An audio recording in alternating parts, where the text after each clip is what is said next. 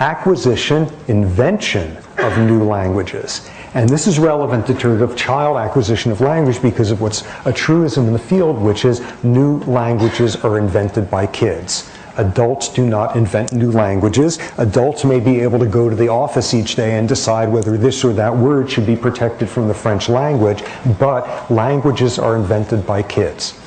And what you see with that is a standard pattern of age distribution of novelty, which is not only do languages tend to be invented by kids, but nobody a whole lot older than them ever learns the new language. New languages are invented by the young and have lateral and downward transfer. This is what you see.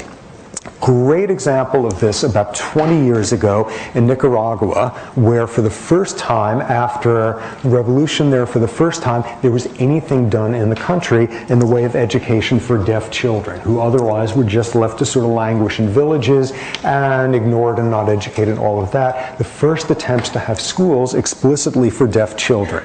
And people there teaching them were beginning to grope for, okay, how are we going to communicate with these kids? What's going to be an efficient way? And worth noting, in addition to American Sign Language, there's British Sign Language, there's French Sign Language, there's all different ones.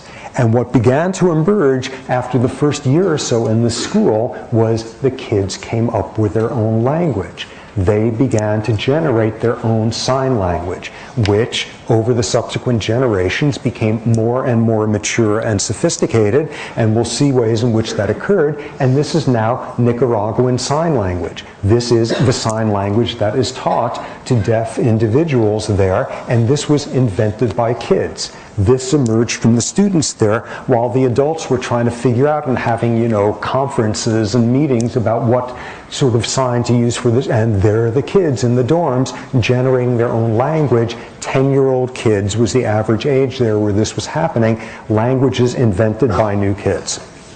And what you saw with the Nicaraguan Sign Language was it took about 3 generations worth of school kids to have a fully formed grammar in the language, as complex of a grammar, capacity for embedded clauses, all that sort of thing, as you would find in any other sign language. It took about 3 generations, and with each new elaboration, it was whichever kids had come up with it and everybody younger.